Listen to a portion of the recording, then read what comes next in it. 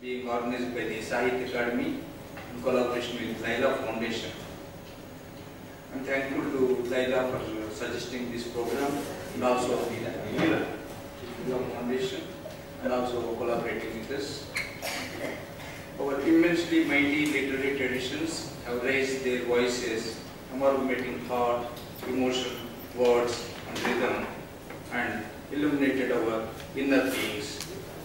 We can observe that any great poetry has voiced this against a particular establishment system. Great poetry opens a door for the reader, giving her access not just to experiences outside her ken, but even to her own experiences, which otherwise would remain locked in her own mind. Great poetry will always mean different things to different people, and that will be key to its democratic appeal.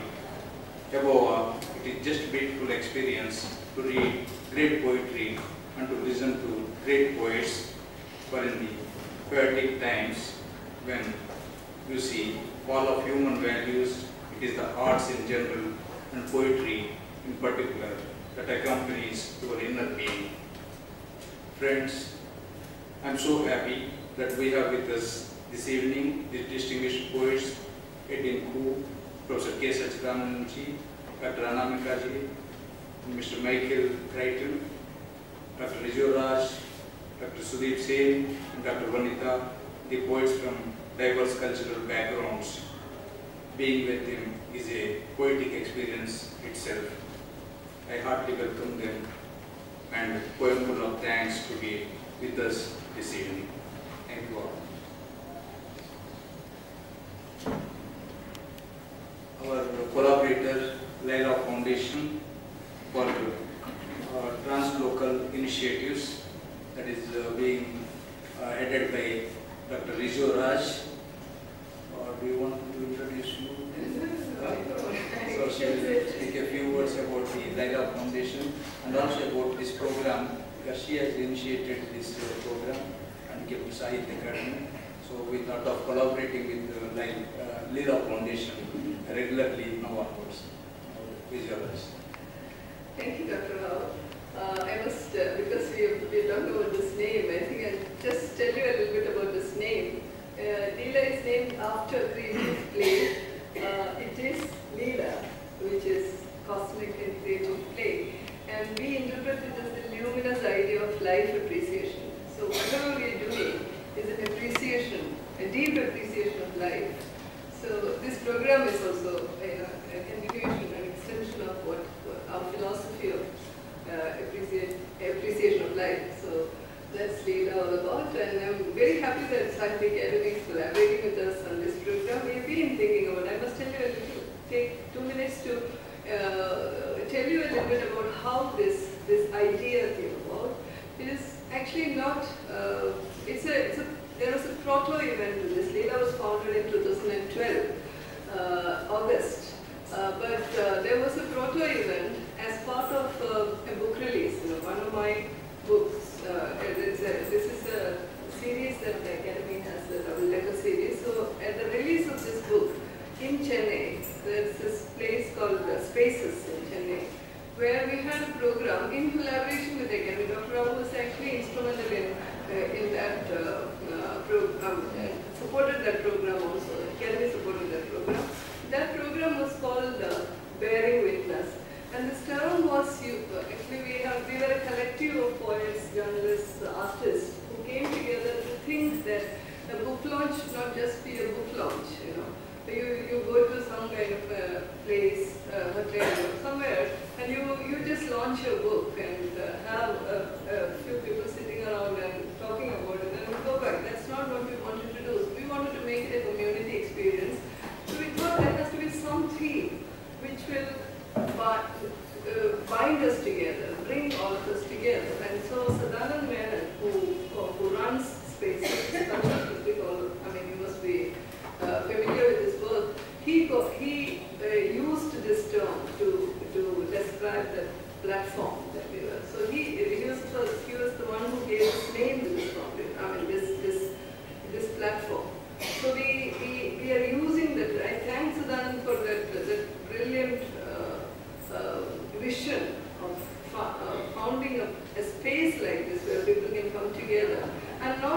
look at poetry or any cultural expression as something which is either propagandist in terms of like, okay, you have some kind of an idea which you would have to propagate, so you use poetry or art as a medium for that, not just that, or poetry as a kind of aesthetic, very aesthetic in that sense, like a formal aesthetic kind of construct, which does not have anything to do with life. And, you listen to poetry, you have a nice time, and then you go back to your humdrum lives. So that kind of a thing. So we wanted to explore that in-between space where you constantly bear witness. You bear witness to everything that you do, your desire, your war, your protest, everything that every single moment you bear witness to. And poetry becomes a space which actually, poetry and all arts, they are now talking about poetry. So that is how this term bearing witness became the theme of this. And we are launching this, our cultural banner, bearing witness is our cultural banner, LILA's cultural banner. We will have more programs under this banner, multicultural, interdisciplinary programs.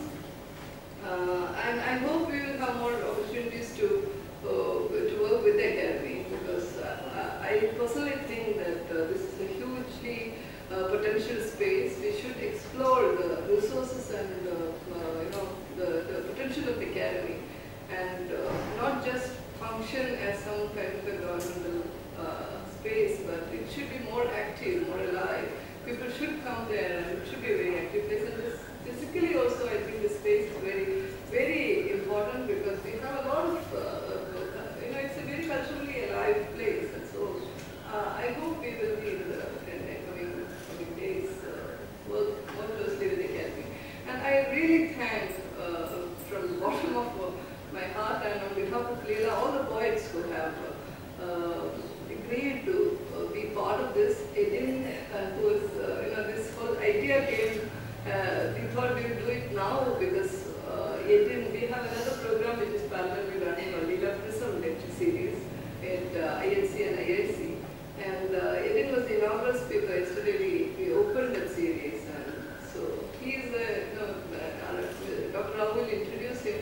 He's a really, truly multicultural figure. His background, the way things he's doing. So we thought we will have this event around his, his being in Delhi. And Sachi, who's agreed to chair this evening's reading, and a long-time friend, we've collaborated on various projects outside of LILA, and I'm happy that he is coming. Sudeep, Micheal, Vanita, and Anamika, everyone is a friend also. So this is actually not a really formal kind of poetry that kind of an event, but it's a platform of fellowship. I would expect that all of us who are here will carry some thought about what this evening is actually offering us in terms of, well, we are not trying to arrive at any particular solution and say that, okay, let's move this world in this direction. We are trying to see how multiplicity, plurality can just be. Because in our times, we are going through very difficult times. We are moving towards many different attempts to homogenize things, kill various kind of plural voices. So these are our ways of responding to it, not really overtly going and killing ourselves, but small ways of doing things. Thank you very much, all of you, for being here. Thank you for telling us about LILA Foundation and Spirit Guide, this new series of programs. Now, today's our keynote speaker is Eddin Khoo. He is one of the most important cultural activists and thinkers in today's Malaysia. He is a poet, writer, journalist, translator, and teacher. He is the founder of Pusaka, which is a Center for Culture, Tradition, Ideas, cultural organization dedicated to studying and preserving forms of traditional and ritual theatre.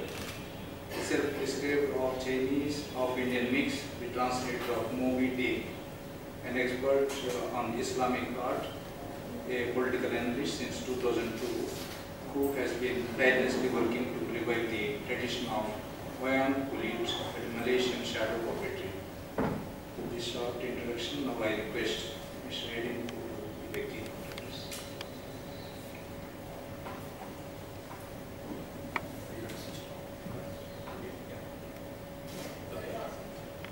Can I be heard?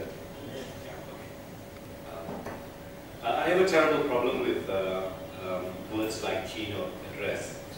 I wasn't informed that I was to deliver one, so I'm just going to talk, basically. Yeah, the word keynote frightens me because I grew up as a delinquent. I didn't go to normal school. I went to delinquent school because my the other thing I like to do apart from poetry is fighting. At least I used to for a very long time. So I was asked by Rizio to essentially write a statement on the idea of poetry and bearing witness. I decided to write a provocation instead, essentially to provoke conversations, because I do, I suppose, in essence, believe very much in the idea of poetry and bearing witness, given that some of my great poetic fathers, Primo Levi, whose birthday it is today, and Paul Celan, people I've read very, very deeply, I would like to think.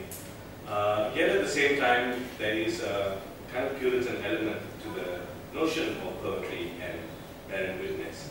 It's something I think we're going to discuss. So why don't I just read my statement or provocation, as I call it. A statement on poetry and bearing witness. When contemplating that elusive being, the muse, now so rarely invoked, the painter Edgar Degas said, "Muses work all day long, and then at night they get together and dance. They do not speak." As if to muster a stubborn defense against Adorno's wholly misquoted dictum that there can be no poetry after Auschwitz, much of the poetry of today has willfully bequeathed itself the opposite task of bearing witness to just about everything, and thus run the risk of speaking too much. There is poetry of politics, poetry for justice, there is poetry for the unrepresented, and always poetry for the misrepresented, poetry for preservation, poetry against starvation, poetry about whether rap is actually poetry. Most recently, it was brought to my attention that in Malaysia, a poetry competition dedicated to the theme of turtle conservation had just been inaugurated. "Don't kill them, enough said," is the very recent observation of a dear friend and a fine Malaysian writer. The problem of poetry today is, it would seem, its very relevance. Or so the poetry of today would have itself believe. Trust Brett when he says, and I paraphrase, "When there is occupation, poetry will come about the occupation, and the preciousness that much of poetry bequeaths itself today will dissipate."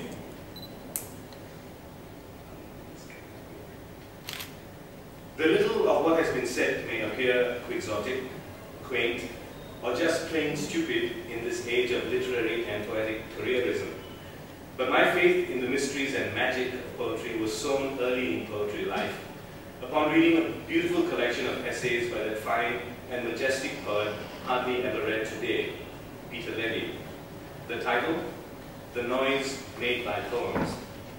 Also by the words of faith, expressed by a master puppeteer in a small village in northeast Malaysian state of Kelantan, whose name was Dalan Abdullah Ibrahim, who said, and I quote, "Always trust in the power of incantation for its own sake." So powerful was his message that he was summarily proscribed by the state. Yet, for all the ardor and self-importance much of poetry preoccupies itself with today, the most widely read poet in the world remains still a 13th century Sufi mystic called Rumi. There is perhaps much that can still be said about the sublimation that still belongs to the experience that is poetry. Does poetry bear witness? Undoubtedly.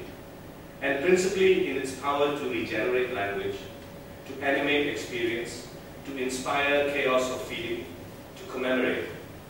There is a lovely phrase in the old Malay devoted to the experience of translation. peralihan lidah, the confluence of tongues. And in the Old Malay, every act of commemoration is remembered orally in incantation and verse, giving birth eventually to the proverbial noise.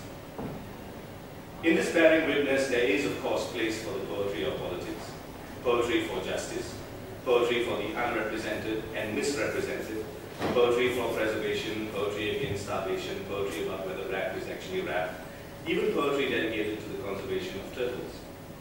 What then is the dispute? A noted shaman from a small village in the northeast Malaysian state of Kelantan again may well afford the answer. When asked why he was considered a master shaman among his peers, he simply replied, "I do the same thing. I sing, I speak, I seduce, I just do it better." Some years ago, I was asked a desert island disc question in a questionnaire. What would be the one book you would take with you to a deserted island? My answer was unequivocal. Samuel Beckett, Waiting for Godot. Strange choice for a poet was the response. Why, I replied, poets live off ambivalence, or they ought to. In all this bearing of witness in poetry, I still always fall back on that lucid remark by W.H. Auden. W.H. Auden always is clear as the light of day. Poetry might be defined as the clear expression of mixed feelings.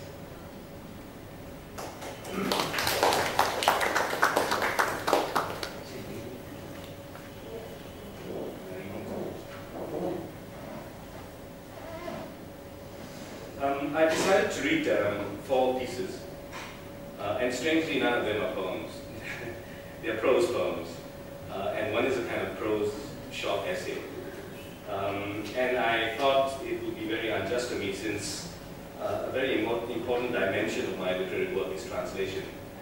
It would be very disrespectful of me to come all this way and not give you an insight into a few Malaysian and Indonesian poets that I've been translating, along with their language. So I'm going to read 2 of my own things, and 2 translations I've done of a very well-known Malay poet and a very beautiful and powerful Indonesian poet. But I'm going to start off with a couple of prose poems that comprise a little travel journal that I have been working on, and is due out sometime next year in Granta, the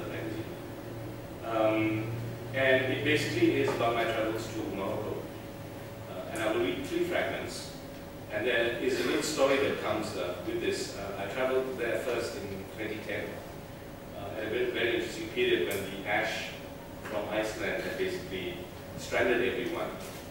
And the first point of destination was actually Algiers in Algeria, a country that I've had a long love affair with, from Albert Camus to Jacques Derrida to the Battle of Algiers, the movie. We didn't eventually go because most of my companions who were traveling with me couldn't get a visa. But Malaysians don't need to get a visa. And it's quite interesting that that rule was lifted during the reign of our Prime Minister, Dr. Mahathir, who was one of the great champions and voices of the Third World, so to speak. And it reminded me of a very interesting Sufi point about mystics meeting, and about how mystics never need to speak, they just need to smile at each other. And I felt that it was not unlike dictators who also just needed to smile to each other and gates just opened for our citizens.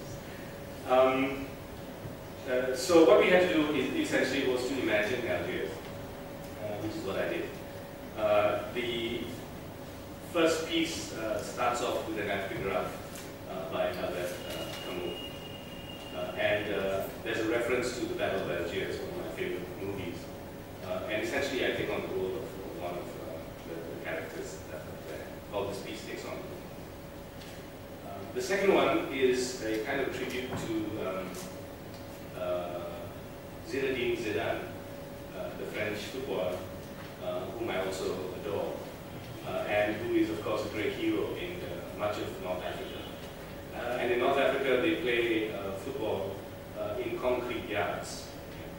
And each of them has a dream of Zizou. And so the second piece is called Dream of Zizou, and the third one is just called Kasbah. I'll start off. Algiers imagined. In Algiers, we don't say we have a bath. We say we hit ourselves with water. Albert Camus. They closed the borders to everyone but me. In another, more valiant time, I had firmly claimed the Al-Baja, that city you call Algiers the White. I glided upon her steps and conquered her heights and slopes, commanded the maze. I was Pontecorvo's protagonist.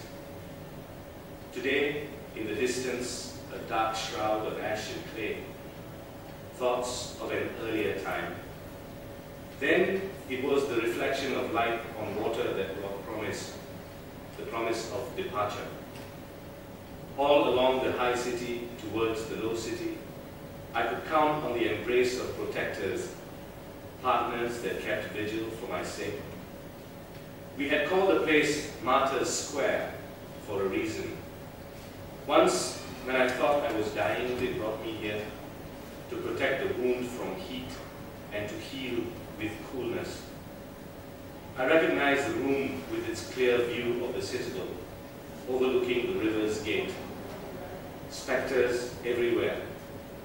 The same chill that momentarily seizes a body fit with fever. We give in to worlds that remind us of love. I would give anything now for that familiar shade of light, the same drapes, the poem by my side, half-hearted and unfinished, and Rashida, she with the lovely limbs. Rashida is no one I know, but everyone is named Rashida in Algeria, and they're very beautiful, so I thought it. Number 2, La Rêve de Zizou, or A Dream of Zizou. After the war, all that is left for us is to make our myths. I was too young to witness the moment myself, but all of us, were raised on its legend. Within these alleys, we tried to create, again and again and again, that deft touch, the trick turn.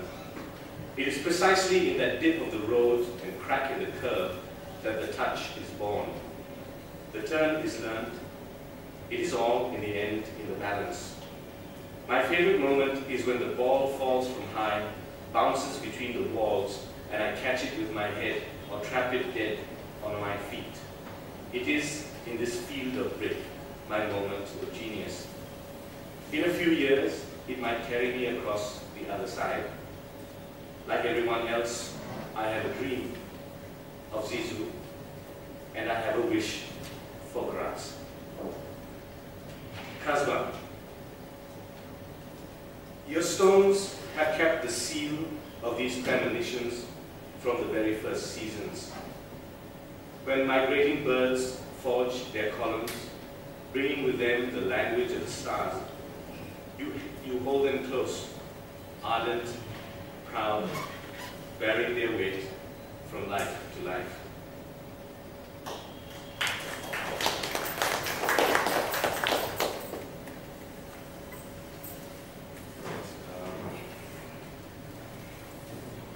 This is from the Indonesian.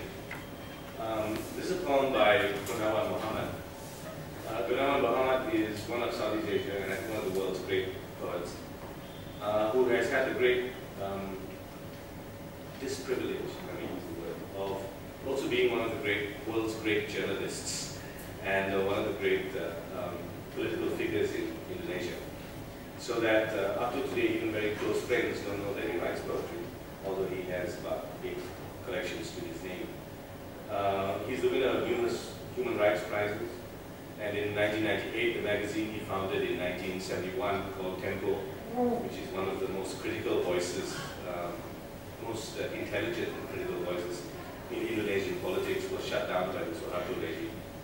Gunawan was one of the main protagonists in the protest that brought down President Suharto.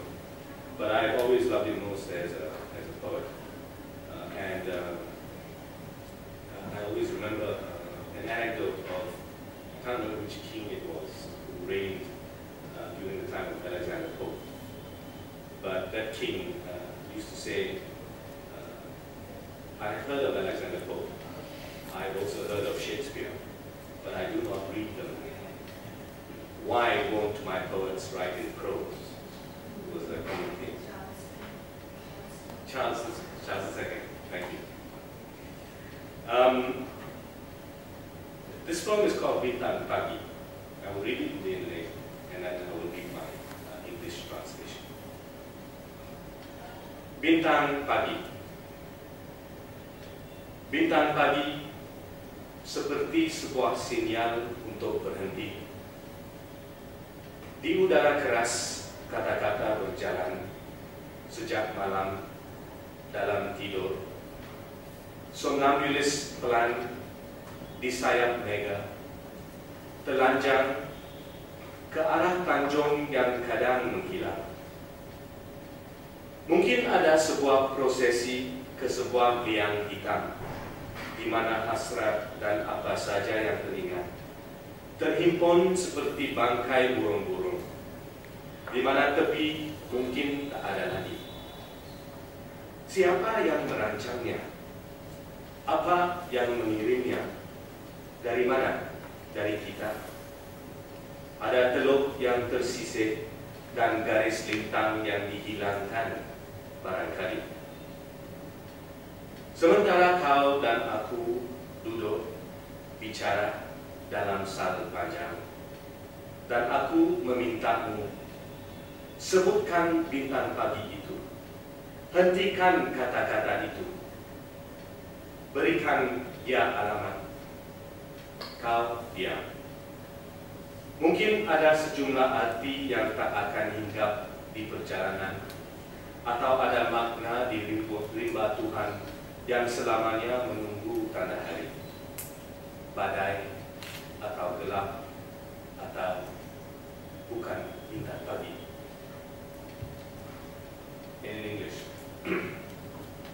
morning star.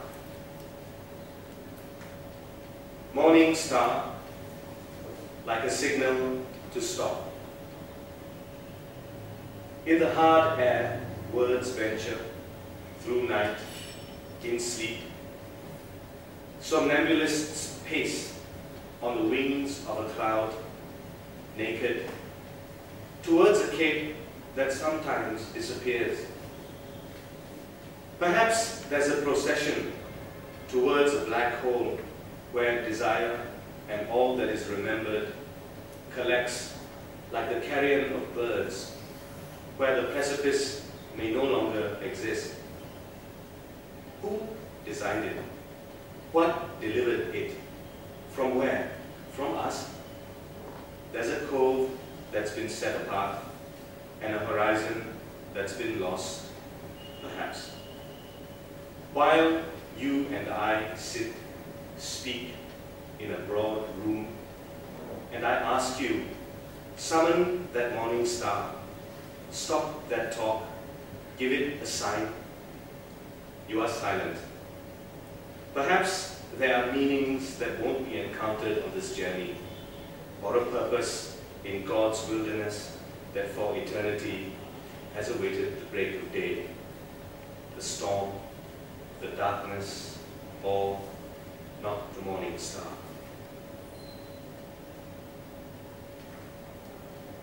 The next one is from the Malay. Malay and Indonesian are twin languages. And this one is by a remarkable Malay poet and artist whose name is Latif Mohidin, who was trained in art in Germany in the 1950s, and who did this remarkable thing. He fused very traditional Malay poetic forms with the high points of European modernism. And he is a great translator of, among others, Trucker and Rilke into Malay, and is one of the most inventive poets that we have in our midst. I've been translating him for years, and the collection is due out next year. This one is called Sajak Tengah Malam, or Poems of the Deep Night. Sajak Tengah Malam, Malam ini bulan telah membuka tirai emasnya. Ombak telah membuka bibir merahnya. Mereka bertemu di sini, di lereng pinggangmu, untuk menyaksikan tarian asyikmu, tarian mautku. 2. Kau lihat bagaimana kusapu alismu.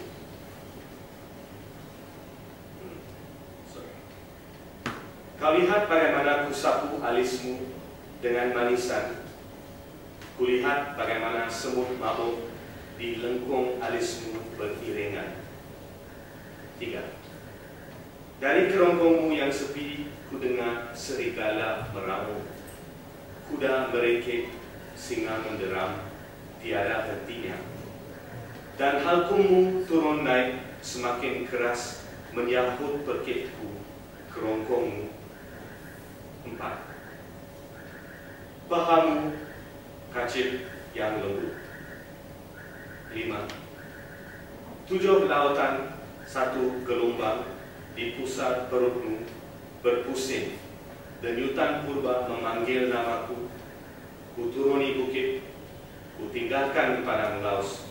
Aku merangkak kembali ke lubuk kelammu. In English, Poems of the Deep Night, which has, of course, its source in Loka's book, Poems of the Deep. Poems of the Deep Night. Poems of the Deep Night. Number 1. This night, the moon unfurls its golden curtain. The wave opens its red lips. They come together here on the slant of your waist to witness your dance of ardor, my dance of death. Number 2. You look at how I graze your eyebrows with sweetness. I look at how the ants intoxicate at the arc of your eyebrows in procession. Number 3. From your silent throat, I hear the wolves howl, the horses whine, the lions roar incessantly, and my Adam's apple rises and falls, hardens, answers the scream of your throat. 4. Your thighs, soft scissors. 5. 7 seas, a single wave on the navel of your belly, undulating. An ancient pulse calls your name. I descend from the hill. I leave the open field. I crawl back into the depths of your darkness. Finally, I thought I'd bring something Indian. And the one thing most Indian about me and my family is my brother. My brother Eddin Khoo is one of the world's great Bharatanatyam dancers, based in London today. He is my brother, but he's this incredible genius who kind of started dancing when he was 3 and took the stage as Durga when he was 8. And by the time he was 13, had done this Arangetram. And these days, when I see him perform in London, I'm expected to line up in a queue to get his autograph. That's what we're supposed to do. But next year, they're doing a lovely book of his 30-year career in dance. He's 38 now, and bald. And they asked me to write a foreword, which I found absolutely impossible, except to do it in a very personal fashion. So I wrote a kind of poetry letter to my brother, which ends with a poem on Shiva. And one of my great influences, or one of the great poets I love, are the Bhakti poets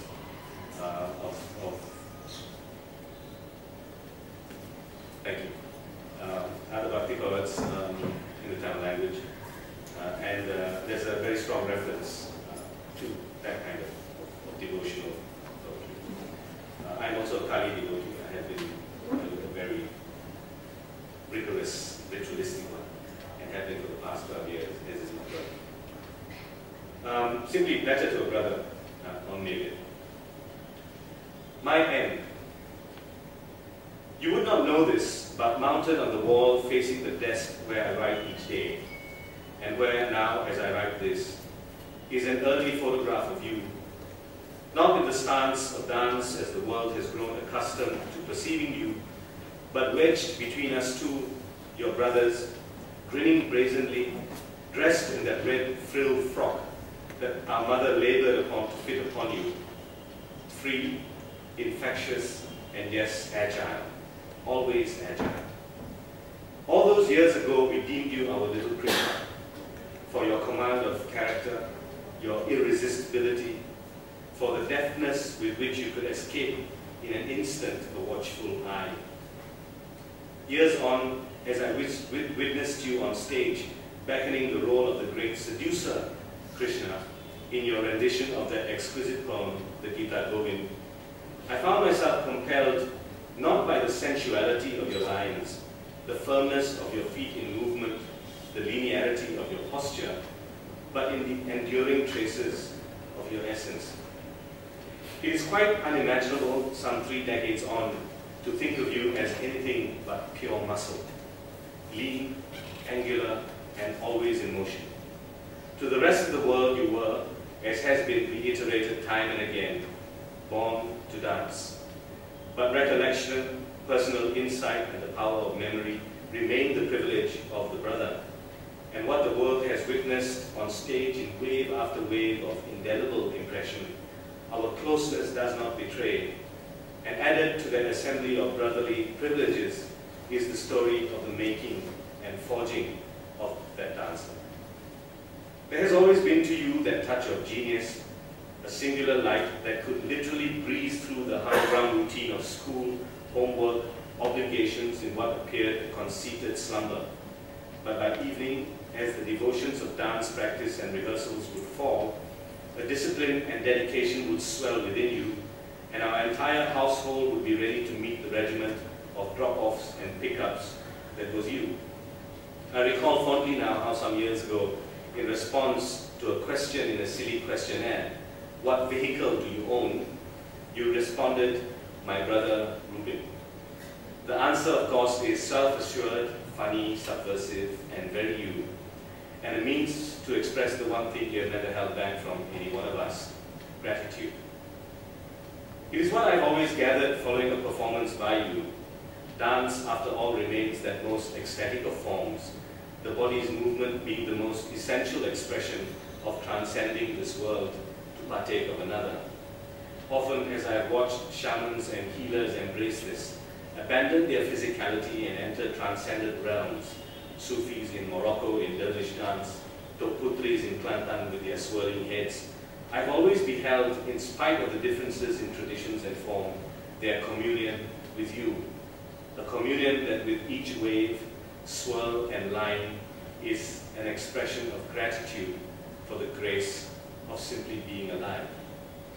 My great guru, the Mexican poet Octavio Paz, who held such a deep love and reverence for the great traditions of our India, once instructed, great poetry is 50% inspiration, 50% calculation. You have imbibed that well, far better than I, and it is evident in the flawlessness of your posture, the capacious leaps that bequeath your dance, their lucid lines and symmetry, and mostly, again, in the muscle that is born of unbridled discipline and purposeful ardor. I recall a vivid manifestation of that when, upon completion of one of your performances, I found blood flowing freely from your feet, the outcome of your having trampled upon the sharp edges of the bells that were dislodged from your anklets in the course of performance. It was, for me, the most vivid realization of what it means to sacrifice for tradition. Much can and has been said about your contributions to dance, the kind of dancer you are. Duality, classicism are all terms that have been used to describe, yes, even hail you. But I've always preferred to trust the heavy silence that pervades an audience during a performance by you. And my greatest faith, naturally, remains with the utterance from our priestess, Gauri Amma, who simply said, when he dances, he has 18 hands. You are in tradition, temperament, and sensibility rooted in myth. In a world consumed by the instant and immediate, you partake in a philosophical and ritualized state in the enduring powers of metaphor and symbols. In the very nature of the characters and spirit that you beckon, you remain the source of affirmation and renewal of the relevance and agelessness of those myths, more necessary now, I believe, than at any other time. 3 decades on, the dancer who graced the stage as a little Durga, poised relentlessly for battle, has evolved into a dancer negotiating vast and great aesthetic dimensions. A dancer who has cultivated thought and physicality to create a vocabulary that is distinctively your own. These are conclusions arrived at, not by me, but by the majority who have witnessed you. In fitting fashion, you dedicated your last performance to our mother goddess, a Kali, a selfless tribute of devotion. This time, you dedicate to Shiva himself, the god of dance. We remember, of course, the myth of the creation of our world associated with Shiva, which was, in fact, an act of destruction. Stirred from a period of deep meditation by a group of devotees, Shiva, enraged, tore off a lock of his hair, struck it upon the earth, and threw the oneness of the universe asunder, creating the world, the planets, the cosmos. Overcome by remorse, he metamorphoses into Nataraja, the god of dance, whose rhythm sustains the rhythm of the universe, the rhythm that is pure spirit, the rhythm for which you can claim yourself a keeper. Rummaging through drawers while writing this, I came across lines written for you and shown here for the very first time that were inspired by a piece you had crafted of Shiva. These lines, they are yours. In the beginning, no beginning. Only the silvery glimpse of a history, solid as a rock or the lotus. Till you, Shiva, ashen face and plough-lined, danced the dance of destruction, your right leg a stern spear to the moon, your left black root upon the orange womb this earth. Prayer is the wild dance of your hair, place of our pilgrimage, where all is surrendered, clay, ash, the universe. Time is only the unfurling of the blackness that we track. Now learning the names of origins, I know I can never go back.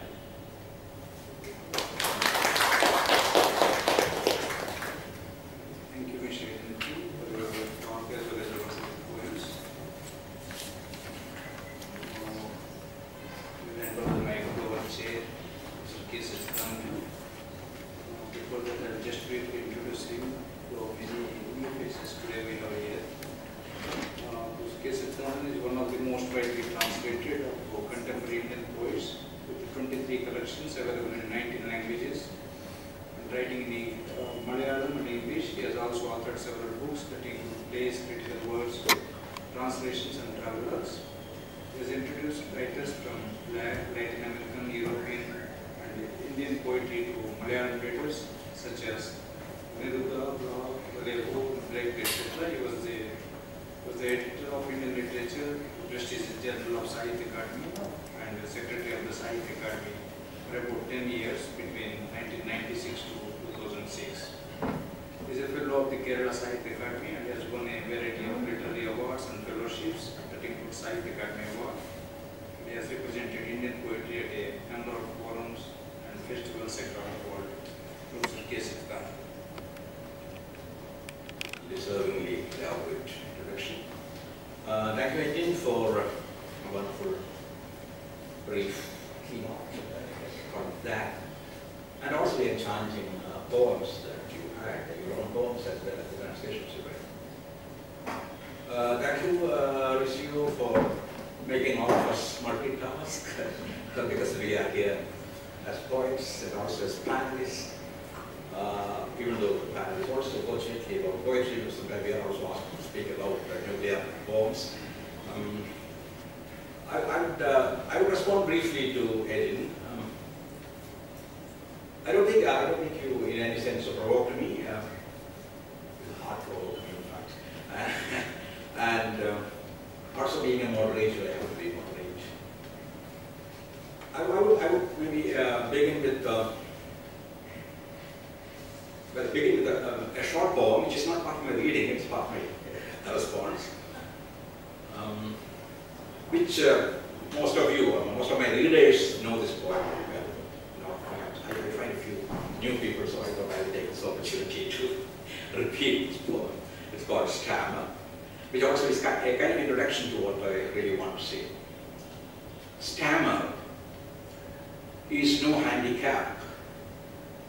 It is a mode of speech. Stammer is a silence that falls between the word and its meaning. Just as lameness is a silence that falls between the word and the deed. Did stammer precede a language or succeed it? Is it only a dialect or a language itself? These questions make the linguists stammer. Each time we stammer, we are offering a sacrifice to the god of meanings. When a whole people stammer, stammer becomes their mother tongue, just as it is with us now. God too must have stammered when he created man. That's why every word of man carries different meanings. That's why everything he utters, from his prayers to his commands, stammers like poetry. Well, in some sense, I think this poem responds to the conclusion of your keynote, that it is a clear, poetry is a clear expression of ambiguities and uncertainties. Some of the themes which Eddin has thrown up for discussion have been perhaps themes of discussion on poetry all along for several years, maybe decades. And I would just take up 2 or 3 of those essential themes. Not take much time, hopefully. One is a question of the relationship between time and timelessness in poetry. Poetry is related to time in some sense, but it also rises to the level of a metaphor for the human condition. Even when you decide to comment on something which is supposedly topical, maybe even a poem on Gaza or a poem on something happening just now in the world. I used Gaza because the Arabs pronounce it Gaza. Gaza, you say. But then once it's when it is a news item, well, it is something transient, ephemeral. It belongs to the historical time. But once a poem, a good poem, I cannot define that, a poem is written on it, that poem becomes, it speaks not only about Gaza, but it speaks about human condition, it speaks about war, it speaks about violence, and it turns into a kind of metaphor, or as I shall later call it, a kind of monument. Because the language has this ability to capture the ambiguity, the ambivalence, the complexity of human experience, and through the attempt to understand this complexity, it becomes a kind of complex metaphor which can be understood, it can be read in various kinds of ways. So history, that's what I meant to say. History's time gets transmuted into poetry's time in poetry, and that's why. So even topical things become, sometimes immortal. For example, our epics, Mahabharata and Ramayana, the well-known epics of India. We have hundreds of epics, but then two of the most well-known. They are topical. They are just written about the things which were happening at that point of time. And in fact, they are also autobiographical, because Valmiki was a character, is a character in Ramayana, and Vyasa too is part of Mahabharata. And so they are autobiographical, they are topical, they are historical, but still we call them epics, we call them classics, because through the unusual way in which language is deployed to articulate insights in human life and relationships, these topical events, maybe a war, and what is the danger of war, are also about war. Suddenly, these topical events turn into events of a special kind of significance that transcends the periods and limits of time. So, I would, in other words, I would say the poet creates a kind of verbal monument, encoding the event. I mean, what he does is to very much like other monuments. Monuments are also they are historical monuments, but they ultimately they do not belong to history because they become part of a continuum, and we keep so I'll say something like Taj Mahal, which is a cliche example if you take. We know how Taj Mahal was created, how it was made. Maybe we know the story of Mumtaz, or we may not, even without knowing, we appreciate the kind of beauty, the architectural beauty it has. So that's what happens when events turn into monuments, and poetry keeps on producing these kinds of verbal monuments, even when they are based on temporal, topical kinds of things. So that's why it does not ultimately matter whether the poet is dealing with something historical, something which is supposed to be temporary and passing, or something which is supposed to be a kind of permanent truth, or a lasting emotion, or a timeless attitude to human life. Because both have created good poetry and also bad poetry.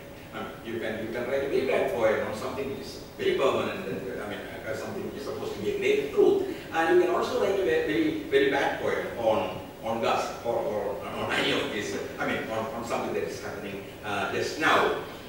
So you made your point when you said, when you spoke of the shaman. The shaman says, well, I do things which everybody does, but I do it better. So ultimately, the test of poetry is going to be, what have you done to the thing that you have tried to capture in poetry, whether it is something permanent truth, a lasting vision of life, or even a passing ephemeral kind of insight. And secondly,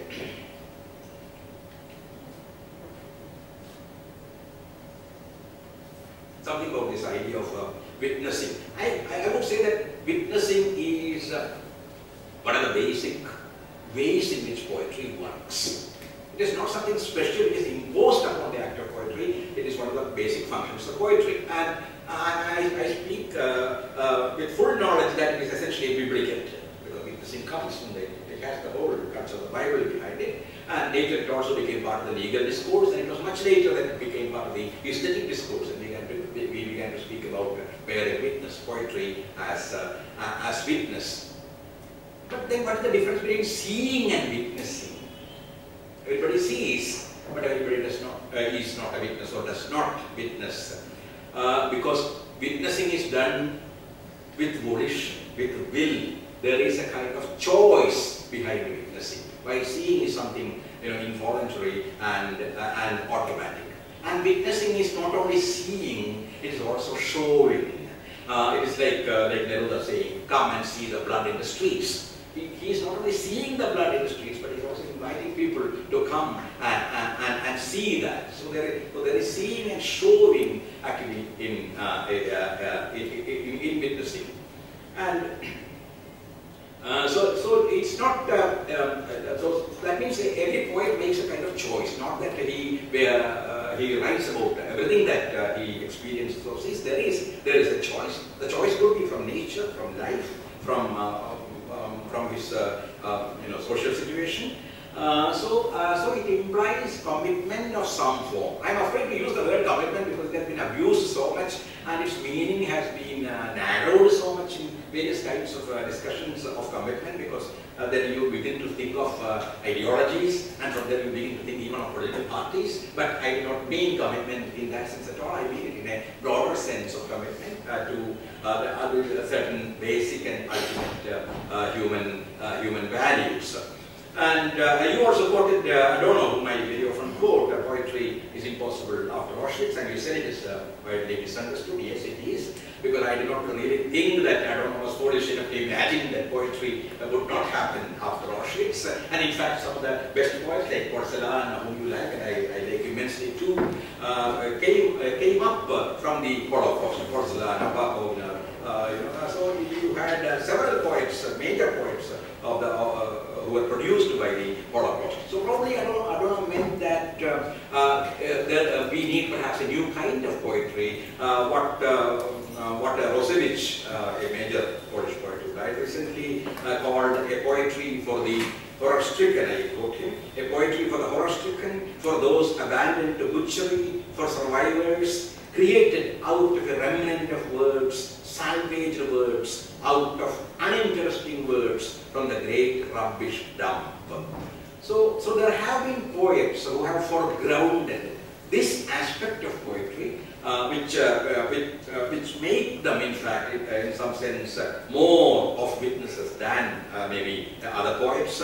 Say, for example, there is Czesław Miłosz, the major Polish poet, who says poetry that does not address the destiny of nations is useless. Or he says, in a room where people unanimously maintain a conspiracy of silence, one word of truth sounds like a pistol shot.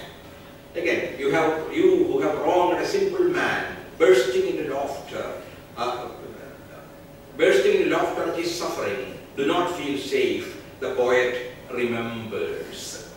So remembering also becomes an extension of this act of witness. You see it, you record it not only for your own generation but for the coming generations. To remember there was an Auschwitz once upon a time. To remember there was a world war and all kinds of terrible things that human race has passed through. And maybe the certainly happy moments too, but well, most often it is terrible things that drive us to the writing terrible, as Brett once confessed. And I remember Joyce once said about writers, "Excuse us, we are olives." Excuse us, we are olives. I mean, you get the best out of us when you excuse us, when you create an impossible kind of situation. And that's when tragedies get written. That's when some of the greatest poems have got written in the world, even though a lot of poets have also been shocked to silence and death by such sad circumstances. Remembering, witnessing, and feeling that those who lost have not yet heard the terrible tidings. And as you said, I mean, I think I have come to another translation of Brett. Will there be singing in bad times? Yes, there will be singing about bad times. So one can go on, go to Neruda, speak of latest concept of impure poetry that smells of lilies and urine.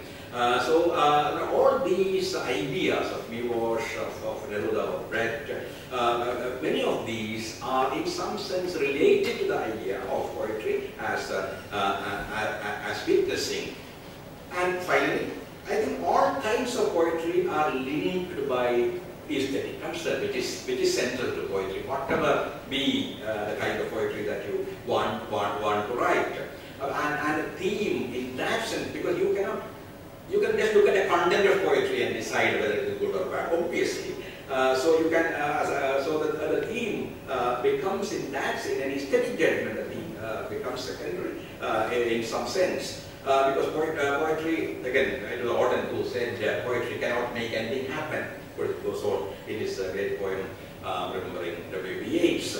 So poetry has perhaps two aspects which sometimes are thought of as antinomies, as contradictory, but which I think are complementary. One I would call magical, and the other I would call radical or revolutionary. Magical, if you want, for me, these are only ways of foregrounding the nature of certain kinds of poets. Both these coexist, in fact, in the best of poets I know and admire. But if you want to speak about some poets who foreground the magical, you could speak of somebody like Rilke or Yeats or Octavio Paz, we also admire a lot, or Wallace Stevens or T.S. Eliot. Well, this is where the magical element perhaps comes to the fore, by which I mean an attempt to jump across time. to create through the image and the music a kind of magical impact. And if you want to think of people who foreground the revolutionary or the social transformative aspect of poetry, you could think of poets like Mayakovsky or the thoroughbred Louis Aragon, David Diop, and a lot of other black poets and poets who belong to the subaltern world, the subaltern sections of the society. But in poets like Lorca, for example, or Neruda, I'm speaking of the best poets of Neruda because he has also written some bad poems, loudly political poems, or Cesar Vallejo, whom I admire much more, or Paul Eluard, or Yehuda Amikai, or Mahmoud Darwish, or Wisława Szymborska. I find both these elements in some way are combined. But there is certainly a very strong element of interaction in the society. It may be in many ways. It may be in the form of memory, speaking, addressing tradition, as Lorca very often does, and also addressing the present, as he also does in a poet in New York. The poems there,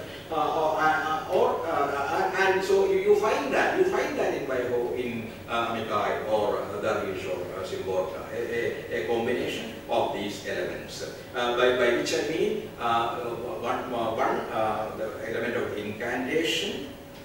In India, poetry was often compared to mantra, not because it was supposed to play, meant only to please gods, but because it has a strong auditory element. That is the basic thing, a strong auditory incantation, and then the power of the image, the visual impact, and the power of the word, which is where I mean all the qualities of the word, not only the semantics. And it was Lorca who spoke also of that rare moment of revelation in every art for which he used the well-known word "divende," a moment when God seems to appear, the revelation of the Godhead. That every artist must have experienced in his or her lifetime, at least some moments when he or she himself does not know whether he or she is writing, and that moment when you suddenly feel elevated, suddenly something gets some truth gets revealed, which you were not very conscious of. So there is that. So that perhaps that is the moment when the magic and the revolution and every basic element of poetry seems to come together. And ultimately, I think the only test of poetry, because it is impossible to define poetry, it is impossible to make a statement about poetry, because every statement is reductive, as poetry is all inclusive. But you can. But I think there is always a kind of inevitability about poetry. That is, you can say in poetry only things you can say in poetry, in both the ways. That is the only test, because if you can express the same thing and create the same kind of impact by writing a story or by writing an essay, better you write a story or an essay. So there is something inevitable about that. There is a formal inevitability or a generic inevitability about poetry, which ultimately tells you whether what you hear is a poem or not. I'll stop here and do I read now? Yeah, then I finish all my roles together and just do, I won't take many forms. Because there was an idea, Zidane, but I have a poem on it. I have it with me, but I don't know, 3 times before that. To the show, not the show. You can read one of the very, very good shows.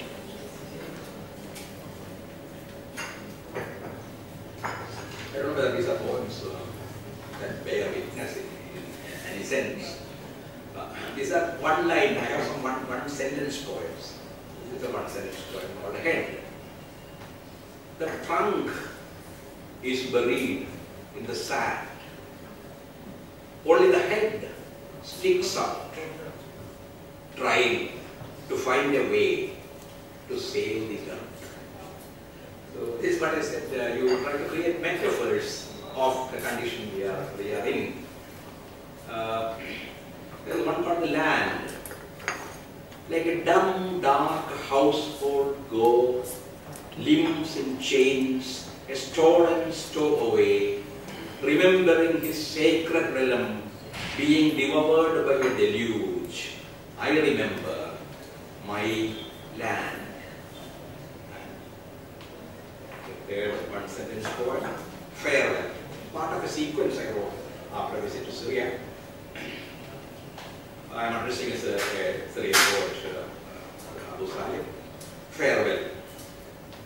Our poetry is the last dreamful song sung in haste by a head on the rails, listening to the rumble of the approaching train before the steel crushes its throat. Dark, I'm sorry, it's a dark poem. Maybe too short poem. Intense, the reason for by the way, I don't write in English. I write all my poems in Malayalam, and these are all my own translations. We call them selfies these days. That is the word. Yeah.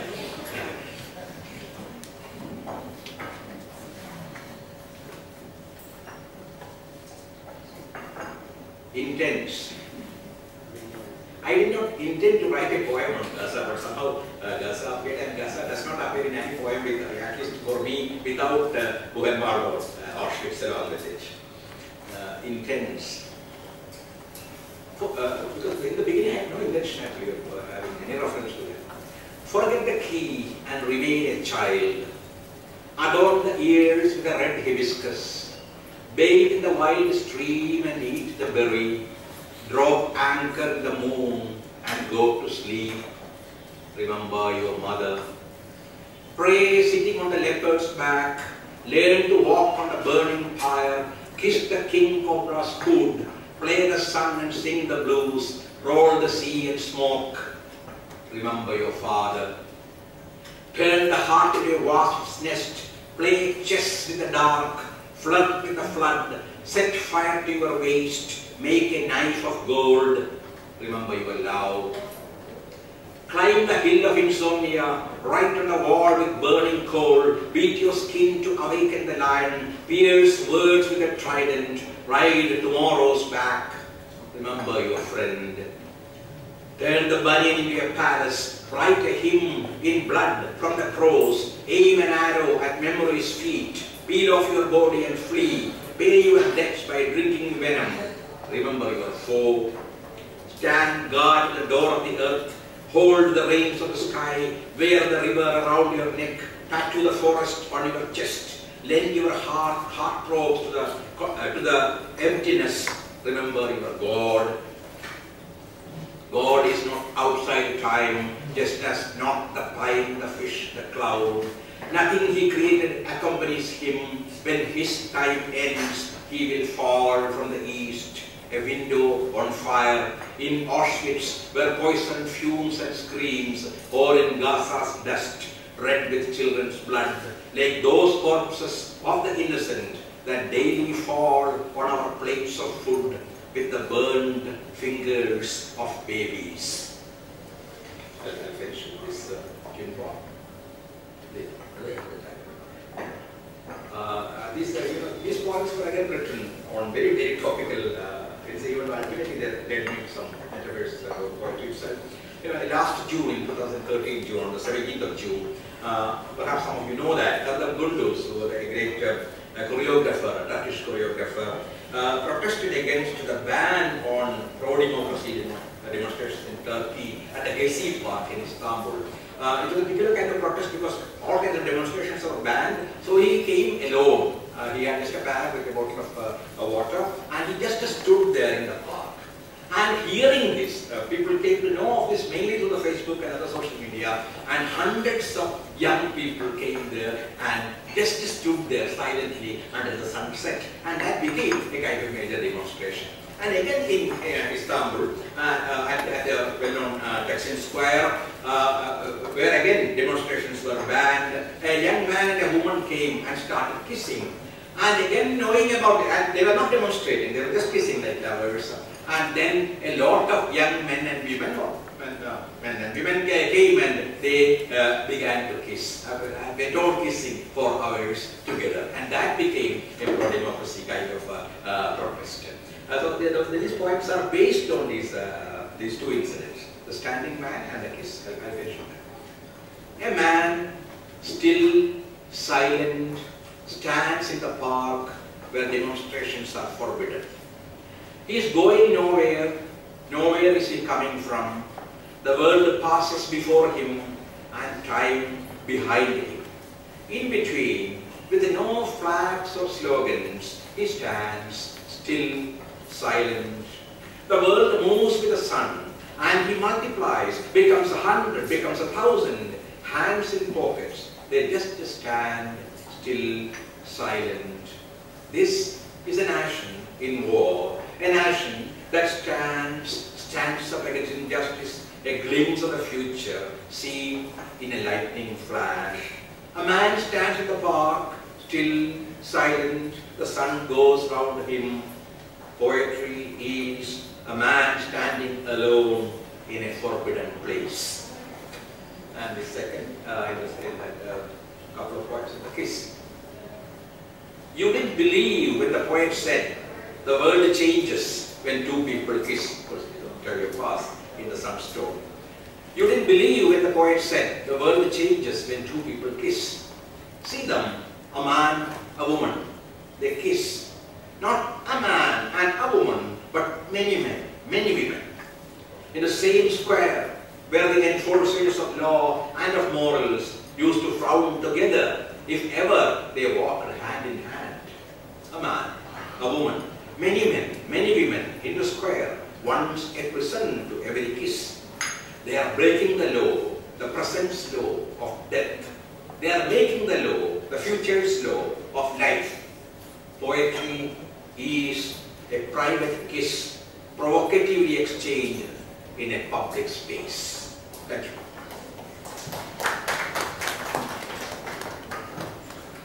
Thank you, Professor Sananji.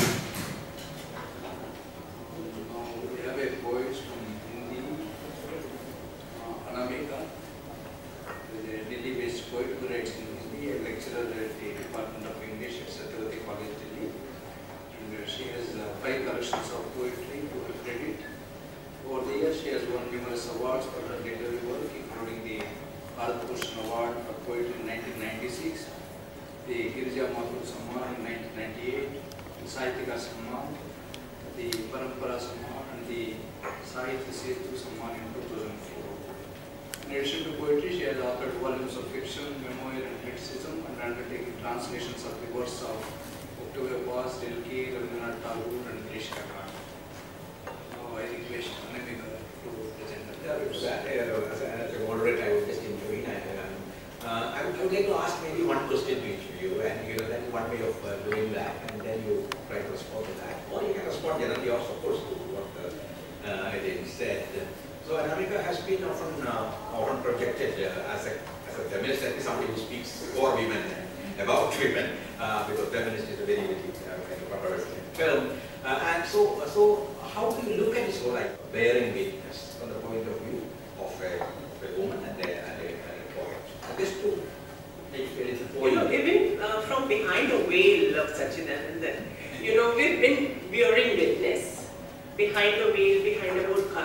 It's a very good place for witnessing something, from a corner. I mean, you're not even seeing, observing, and you observe. So that way, the obliqueness of bearing witness to everything and making, then, as you said, of documenting also. Not only witnessing, but also documenting. So that's poetry, as we all know, is a microchip of life, and as a folk tale in Hindi goes, Aja Paja Kaan Mein Samaja, where my grandmother always, she sang actually. And what is it about? Aja Paja Kaan Mein Samaja, it's about a banished prince who, goes through a jungle.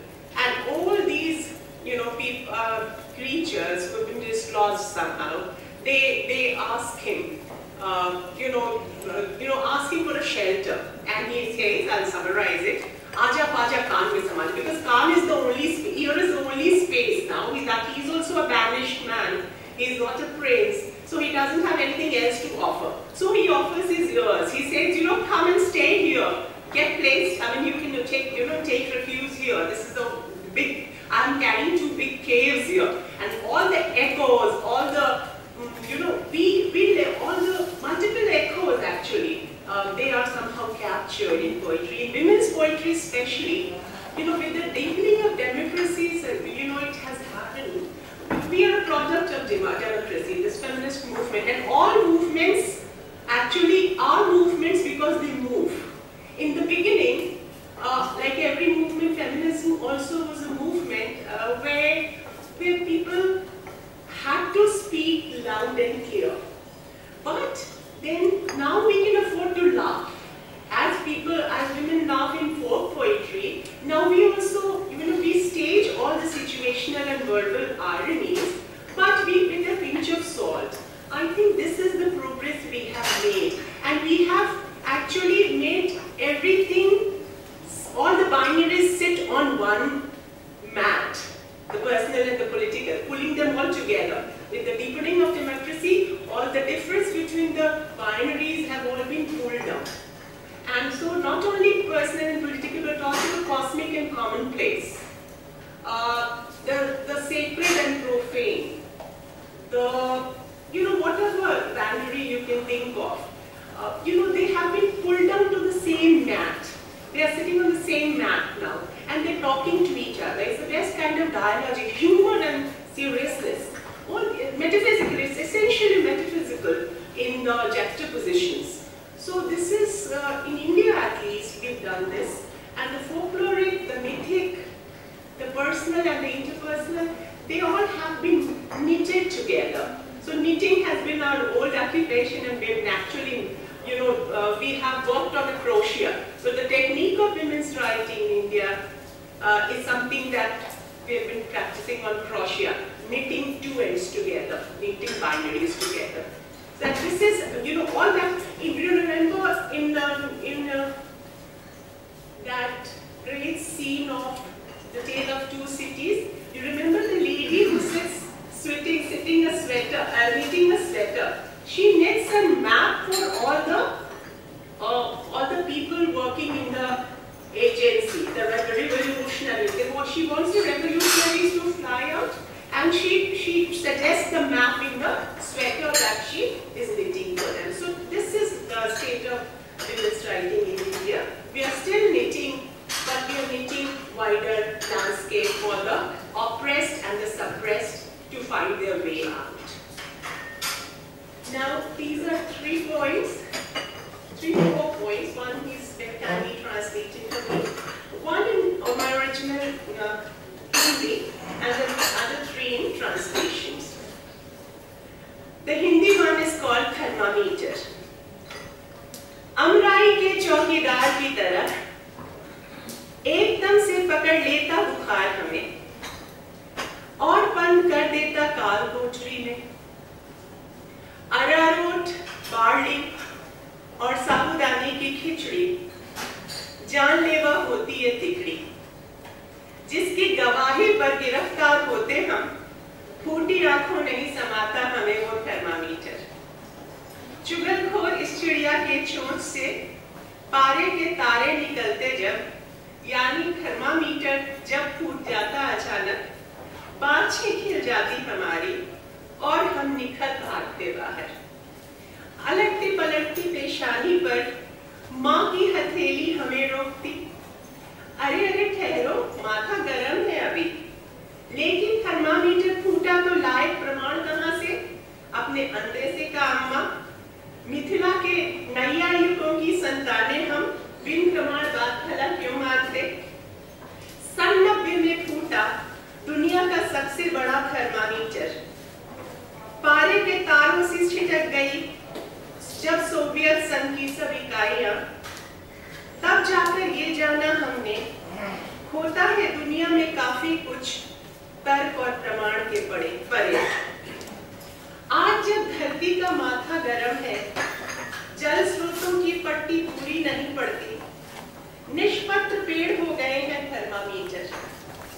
याद आ रही है वो छोटी सी लड़की O Henry की कहानी The Last Leaf की। डोल रही है हवा में प्लास्टिक की एक पत्ती, अंतिम सांसें गिन रही आस को, देती दिलासा, झूठी सच्ची। The second one is called Dalai Lama. Dalai Lama continued to laugh, but his interpreter had no time for laughter. Super serious, he held his English like a net. But Tibetan birds, like butterflies, flew beyond his catch. From the flower petal lips of Dalai Lama, these birds descended and softly perched on the rabbit ears of a rapt audience. Oh yes, at times they perched on the gurgly feeding bottles of the kids in the first row. And then on the golden robes of their moms. Worn out on the hems, these wedding dresses had a wee bit of sparkle still on them. Like the trace of light in old eyes, they twinkled. Expounding on Buddha's four noble truths, as Dalai Lama raised his arms, there peeped the marks of baby vaccination through his robes. How nice it felt to note the connect. The three little dots of a therefore on his arms made him one of us in a flash. So he too would have been a little boy someday, gurgling his feeding bottle, wiping his running nose.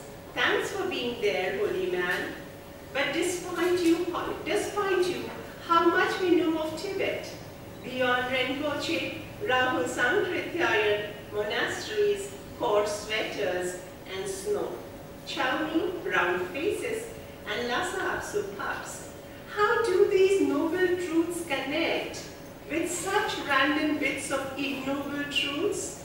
Does truth also have hierarchies, a caste system, Brahmin truths at the top, and then the Shudra truths at the bottom? Noble, ignoble per se, hunger and thirst, heat and cold, routine strains and the ongoing cycle of love and hatred. Are these usual truths really lower? Oh, Dalai Lama, tell me please, if truth too is like a mountain range, high and low? If so, I'll prefer living in some teeny-weeny paradigm. From there, I'll come on weekends for lessons on your noble sublime. And this is a poem on the medicinal herbs. Ode to medicinal herbs. An Ayurvedic doctor, my neighbor, sits like a Buddha in his lonely chamber. Keeps smiling all day. We share the same newspaper and often have the morning tea together. That day, after the usual terrorist attack, he sighed and said, in this patented world of short expiry capsules and cures, these medicinal herbs are the only one with no expiry date. Seeking permission from mighty death and Mahakal, the Lord of Time, these tender herbs roar in your deeper folds, and diseases disappear like the herd of a feeble deer. An Ayurvedic doctor, my neighbor, can examine wounds in the dark. He says, all wounds are aglow with a tender realization, and with their one soft patch backed on the back, diseases willingly subside, all wounds subside. Yesterday he pointed out to a creeper. Look intently, these creepers are no creepers, he said. They are mighty mares, swift and agile. They gallop and carry us beyond all distresses. They are mares in the battlefield. They help us fight diseases. Though they are selling off their native home, jungle and banks of rivers to weird foreign investors, herbs survive still in nooks and corners. Look at Tulsi, the basil plant, grandmother of gods. She bore it all. All cures are at her beck and call. They emerge out of her with the gracious gait of cows emerging out of a cool cow shed. Every morning my neighbor, a little known Ayurvedic doctor, folds back my newspaper and prays for the wound of the hurt. Hey goddess of medicinal herbs, please bless the herb I've just dug out from the margins of my fields. Bless them with rasa. May they soak and caress the cracking back of Mother Earth and spread quietly all over. These are like shamans, Ayurvedic doctors and, alternative medicine people. And the last one is salt. Salt is earth's sorrow and its taste. Earth's 3/4 is brackish water, and men's heart a salt fountain. Weak is salt's heart, very quickly it melts. It sinks in shame when plates are flung due to salt's varied strength. There stands a government building like a salt shaker, shakes with much sophistication, sprinkles salt in my wound. Women are the salt of the earth. They have all the salt in the mold of their face. Ask these women how heavy it feels, their saline faces. All those determined to pay the salt's price, although who couldn't betray their masters, have annoyed the 7 seas and the revolutionaries. Gandhi knew the salt's worth. As the bird guava sellers, whether or not something stays in the world, there should always be salt, God's tears, and man's sweat. This is salt that balances the earth. Thank you.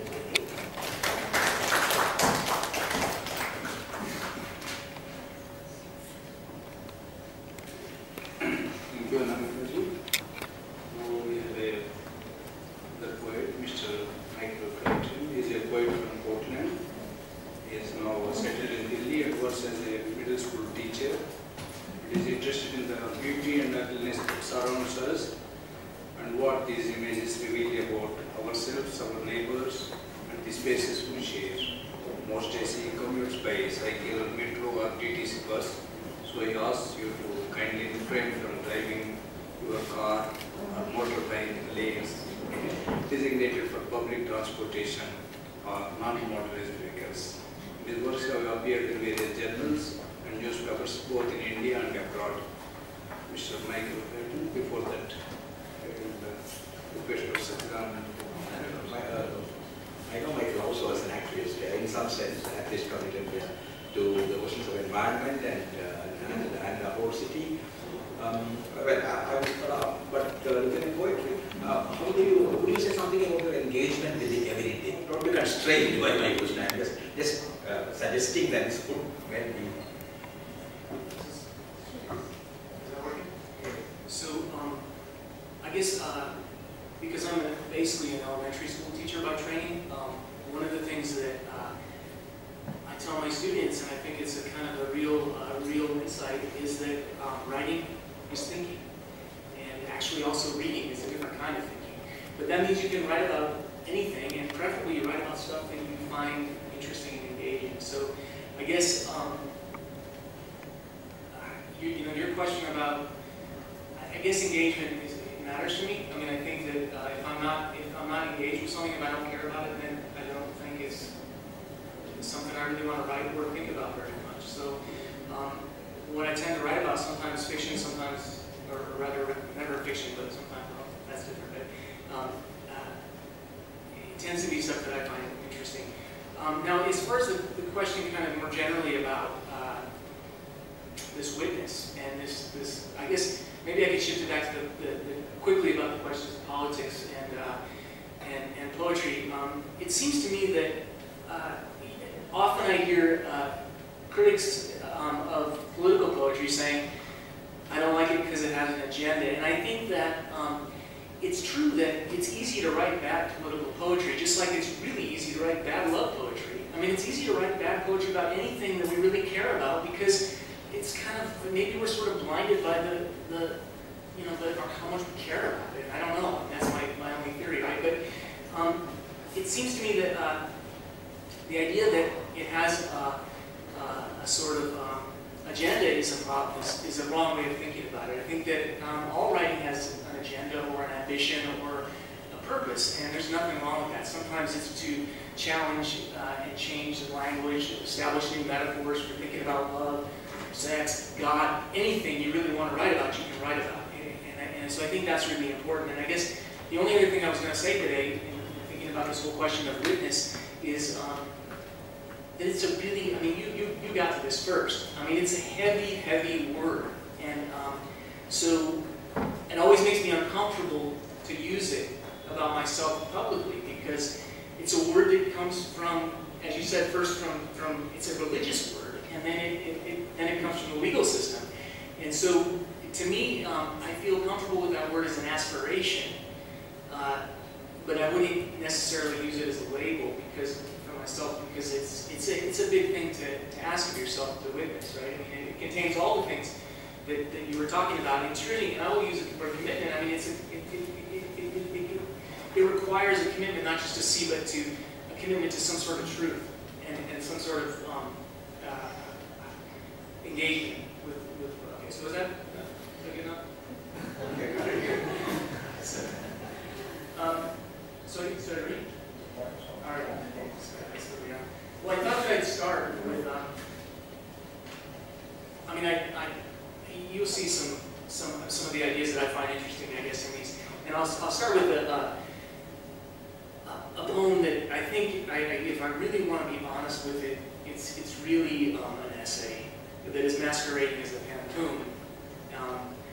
So whether we really call it a poem or not, I don't know. I mean, I'm working on an essay about the same thing. We'll get to that. Choke. 8 million vehicles drive here on roads that are choking me choke. Ash flies from smokestacks and campfires as we rush to get where we're going on roads that are choking. We choke and curse at old men cycling slowly as we rush to get where we're going. We drive in the lanes meant for buses and curse at old men cycling slowly. Our children can't breathe like they used to. We drive in the lanes meant for buses. Smog paints our winter sky yellow. Our children can't breathe like they used to. Our sun hangs like unnatural fruit. Smog paints our winter sky yellow. May will bring dust from the desert. Our sun hangs like unnatural fruit. The right plants would help keep the dust down. May will bring dust from the desert.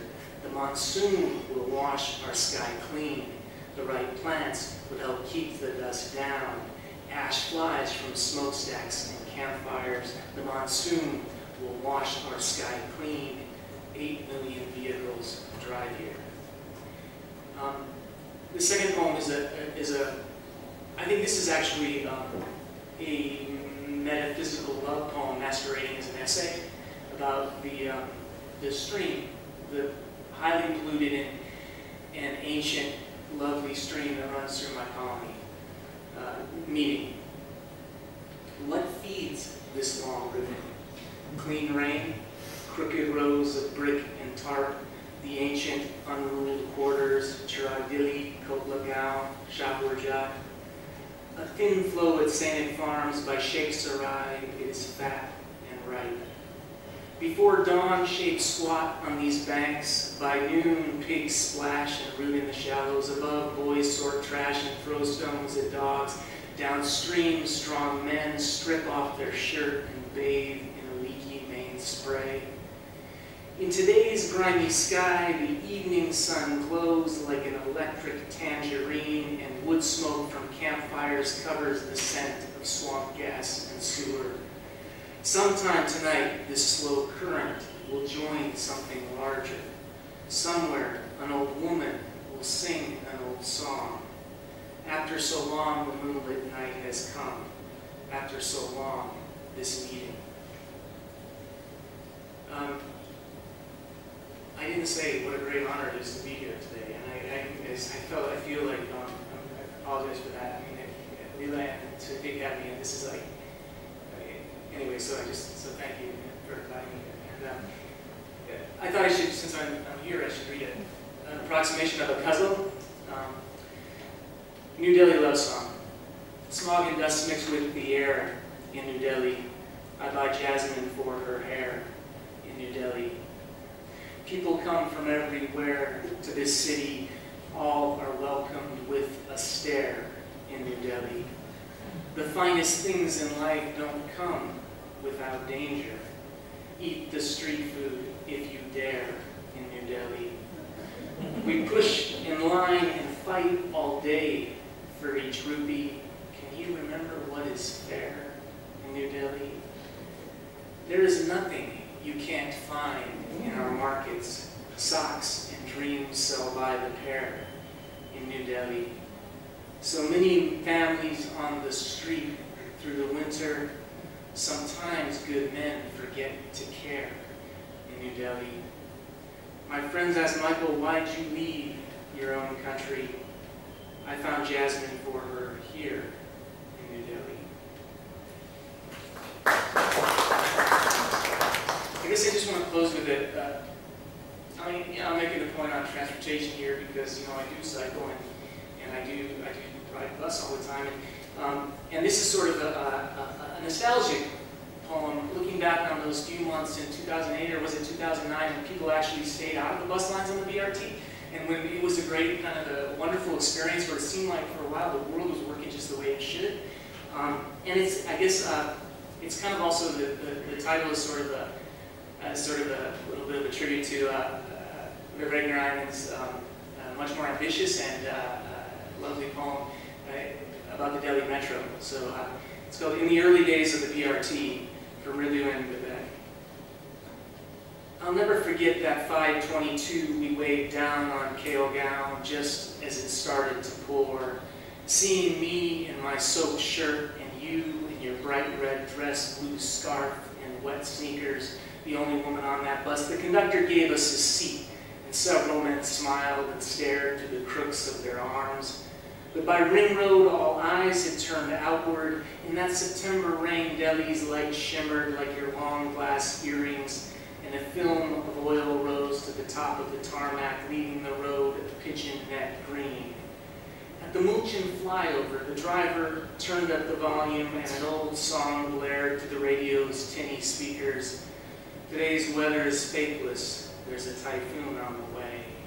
And the bus lane cleared, and we all sped south, watching the streams of cars barely moving below us.